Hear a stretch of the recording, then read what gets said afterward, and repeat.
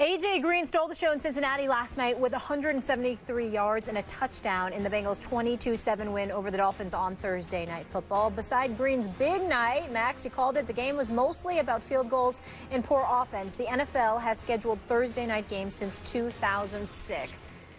Stephen A., there could be an argument that the NFL is watering down their schedule now with Thursday night. Do you think they need to get rid of these games? I never thought they should have had it to begin with. I've always been an adversary to the Thursday night games. I think that NFL games should be played on Sundays and Mondays. I think college football games should be played on Saturdays, not Fridays, like tonight's Washington-Stanford game. And I think Friday night should be reserved for high school.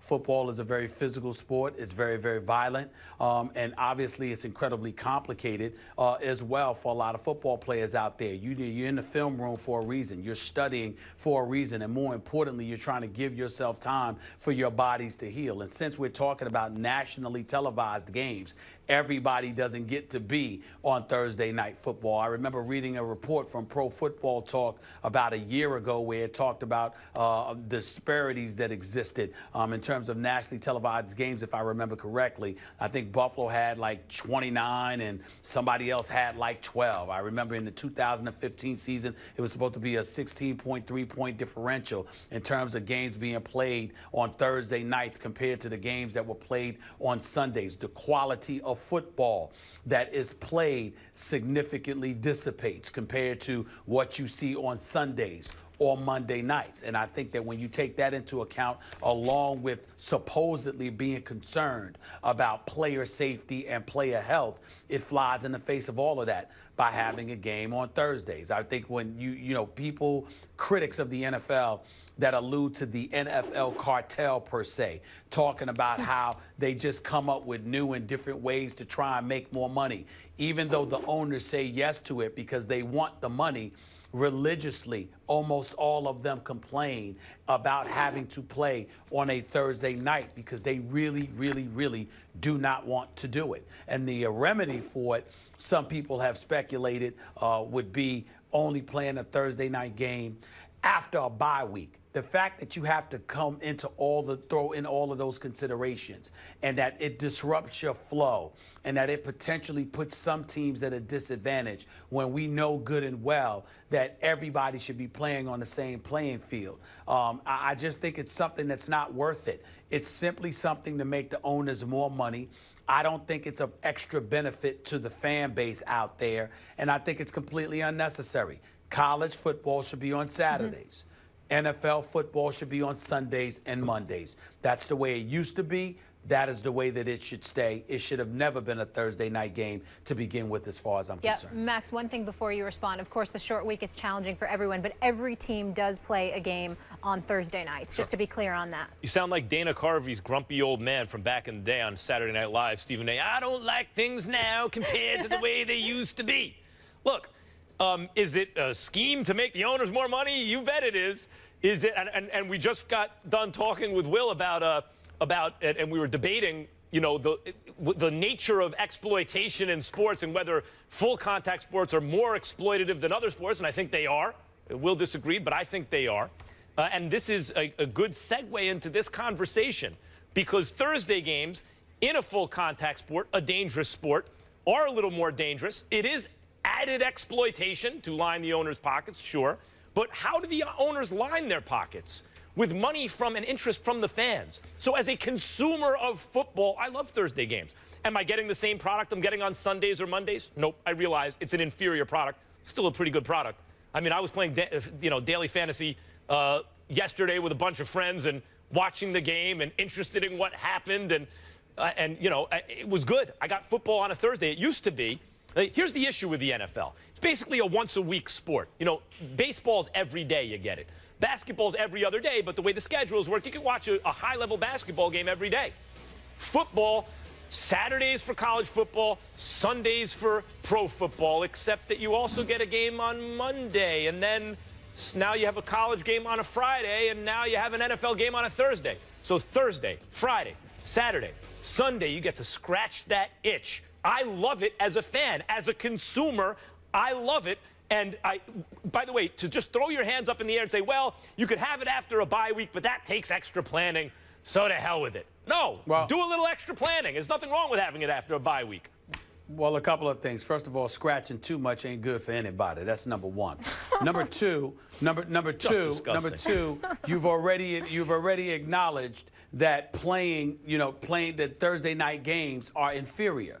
It's inferior in terms of compared to what we see on Sundays and Mondays. The fact that you have an inferior product 3 days earlier speaks to the damage that it could potentially do. That's not what the NFL is supposed to be about. It's supposed to be even keeled no matter what. Number three, and more importantly, I don't believe this is a partnership, because these are decisions made by the league and the owners, which is why it's called the cartel. I don't know. I think the players, even if they capitulate to it, they acquiesce to it, it's something that is forced upon them as opposed to something that's agreed upon. And that's problematic in and of itself. The fact of the matter is the owners are forcing this. Now, obviously, the players have to sign off on it because the money is there to be made and they want the money. So the NFL makes them play, or the owners make them play that Thursday night game.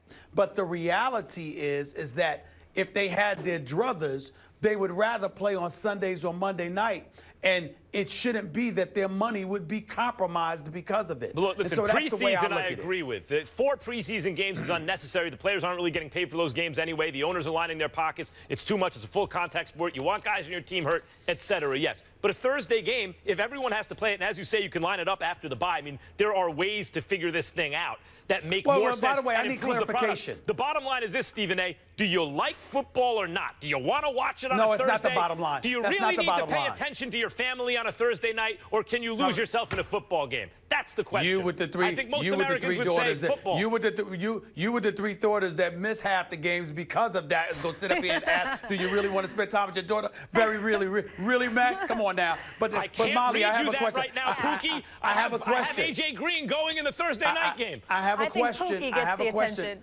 I have a question before we leave. Yep. When you say everyone plays on a Thursday night, you mean through the course of 17 weeks and 16 games, all 32 teams play at least once on Thursday night? Correct. Yeah, because 16 matchups, 32 teams. Correct. Oh, no. I was asking because I'm saying that's not something I knew. Yeah. All right. Interesting argument, though, because you could argue that it waters down the product. And then, of course, if you love football, you want to see more of it. You watched the game last night? Of course. Yeah, me too. I saw that. We lost to just about every element of that matchup. They outcoached us. They outplayed us. They were better fundamentally, tackling and so forth. Blaze pumping. He is floating it, and it's complete the hump at the 50, the 45. He's on his feet at the 30, the 20. Cuts back at the 10, the 5. He is in. Darren Sproles. We got our ass kicked. I'll simply say it like that. We got work to do, obviously, as we come here with one agenda, and that's to play winning football, and obviously we didn't do that today. The Steelers are coming off a bad loss to the Eagles in Philly last Sunday, but their offense getting a big boost this weekend. Le'Veon Bell returns from his 3-game suspension. Stephen A., what do you expect from the Steelers with Bell returning? Well, first of all, I expect the running game to return. D'Angelo Williams has struggled at least the last couple of weeks or so because he is 33 years of age and he's had to carry a hefty workload. But I expect the Steelers defense to look a little bit better. Alex Smith doesn't make a lot of mistakes, but he's not a game changer per se, even though he has the potential to do a lot of different things. In the end, what it comes down to is that the Steelers were an absolute embarrassment last week. I was incredibly ashamed of what I saw against the Philadelphia Eagles. They should have been ashamed of themselves. And they should come out ready to play football this week because, as far as I'm concerned, they've had 2 weeks off because they certainly didn't show up last week. It was just a disgraceful performance, maybe the worst performance I ever saw by this team in the Mike Tomlin era. I think they know it. I think everybody else knows it. And we'll see what happens. Marcus Peters is no joke for Kansas City. Antonio Brown and others should have their work cut out for them. Marcus Wheaton doesn't need to be dropping 3 passes like he did before. He needs to do better and help out Antonio Brown. We'll see what happens, but Le'Veon Bell is definitely going to be an upgrade, if for no other reason, not just because he's gifted, but because he brings fresh legs, per se, to the equation, and they desperately need that from the running back spot, as well as catching passes out of the backfield. I think it helps, and I think as a result, the Steelers win this game. Chiefs are just a good team, and I love this game, and it's tempting to take them against the Steelers the way the Steelers looked last week, and given what the Chiefs bring to the table. However, I think, Stephen A., as you pointed out, they were humiliated, the Steelers were. Yes, at Philly, but still in an all-Pennsylvania rivalry-type game, they were humiliated. They're coming home. They have the best running back in the game, and apologies to Adrian Peterson even before his weak numbers so far this year, if you want to blame the Minnesota offensive line. But when Le'Veon Bell over the last several seasons has been on the field, I can't believe anyone would argue another running back over him. He is clearly the best running back in the game, all-around running back in the game.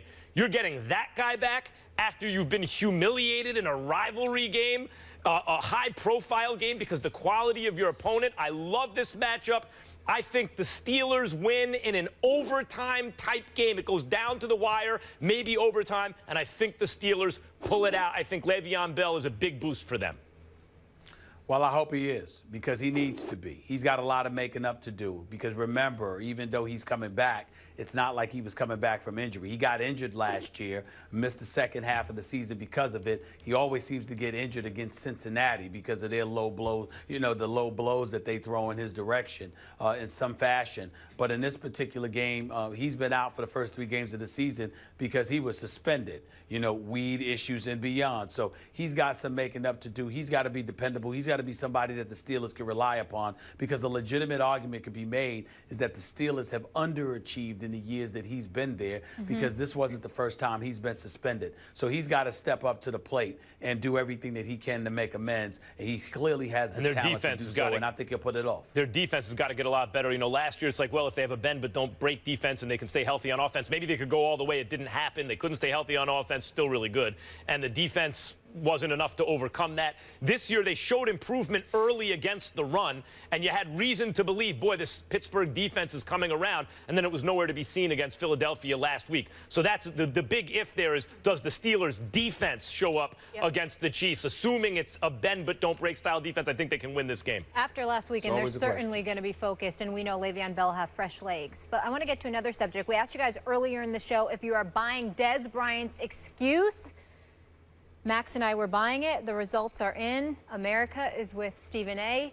69% say no, not buying Dez's excuse. Stephen A., your thoughts? Well, like I said, I'm not judging him harshly or whatever. My reason for not buying it is that it's still unacceptable. It's only acceptable in the world of Jason Garrett, because even though you might say something to reprimand him, at the end of the day, you ain't going to really do anything, because no one has any reason to fear Jason Garrett, because they consider him a puppet for Jerry Jones. That's really what this comes down to, and they need a firm hand at the head coaching position. It's not an issue of me buying the excuse. It's an immature decision he made. It's a bad decision. He should make better decisions.